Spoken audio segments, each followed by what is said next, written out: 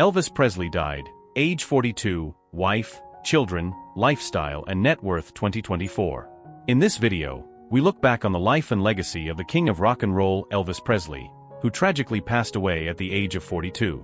Known for his groundbreaking music and charismatic presence, Elvis became an international icon whose influence is still felt today.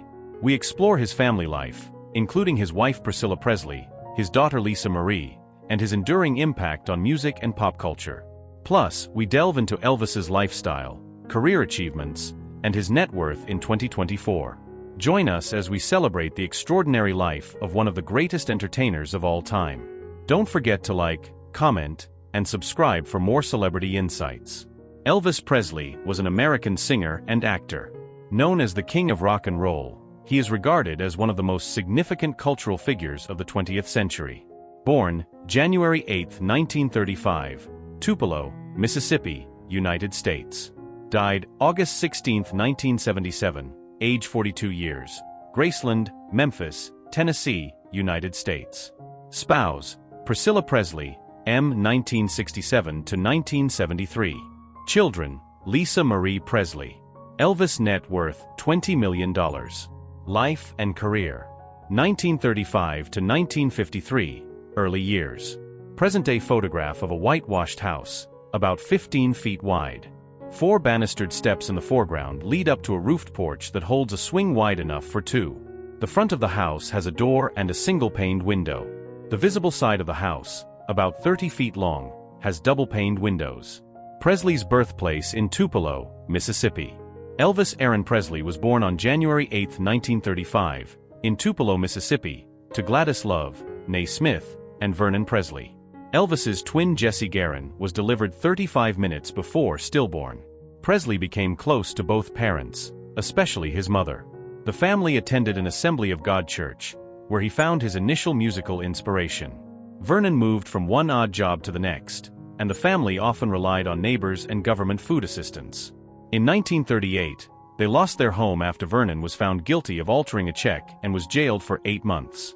In September 1941, Presley entered first grade at East Tupelo Consolidated, where his teachers regarded him as average.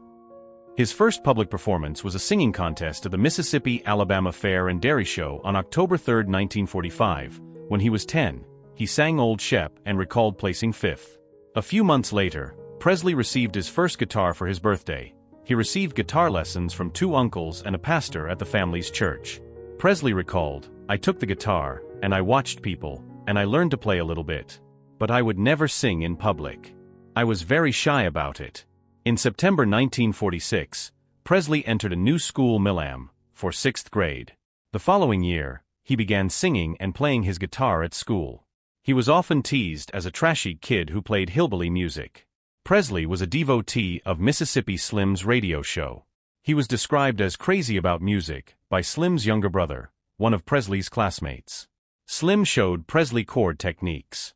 When his protege was 12, Slim scheduled him for 2 on-air performances. Presley was overcome by stage fright the first time but performed the following week. In November 1948, the family moved to Memphis, Tennessee. Enrolled at L.C. Humes High School, Presley received AC in music in 8th grade. When his music teacher said he had no aptitude for singing, he brought in his guitar and sang a recent hit, "Keep Them Cold Icy Fingers Off Me." He was usually too shy to perform openly and was occasionally bullied by classmates for being a mama's boy. In 1950, Presley began practicing guitar under the tutelage of Lee Denson, a neighbor. They and 3 other boys, including 2 future rockabilly pioneers, brothers Dorsey and Johnny Burnett, formed a loose musical collective. During his junior year, Presley began to stand out among his classmates, largely because of his appearance. He grew his sideburns and styled his hair. He would head down to Beale Street, the heart of Memphis' thriving blues scene, and admire the wild, flashy clothes at Lansky Brothers. By his senior year, he was wearing those clothes. He competed in Hume's annual minstrel show in 1953, singing and playing "Till I Waltz Again With You," a recent hit for Teresa Brewer. Presley recalled that the performance did much for his reputation. "I wasn't popular in school. I failed music, only thing I ever failed. And then they entered me in this talent show. When I came on stage, I heard people kind of rumbling and whispering and so forth, 'cause nobody knew I even sang. It was amazing how popular I became in school after that. Presley, who could not read music, played by ear and frequented record stores that provided jukeboxes and listening booths. He knew all of Hank Snow's songs, and he loved records by other country singers such as Roy Acuff, Ernest Tubb, Ted Daffan, Jimmy Rogers, Jimmy Davis, and Bob Wills. The Southern gospel singer Jake Hess, one of his favorite performers, was a significant influence on his ballad singing style. Presley was a regular audience member at the monthly all-night singings downtown, where many of the white gospel groups that performed reflected the influence of African-American spirituals.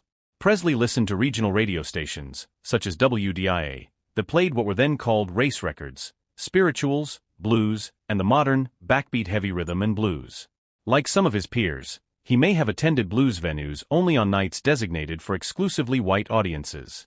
Many of his future recordings were inspired by local African-American musicians, such as Arthur Crudup and Rufus Thomas. B.B. King recalled that he had known Presley before he was popular when they both used to frequent Beale Street. By the time he graduated high school in June 1953, Presley had singled out music as his future.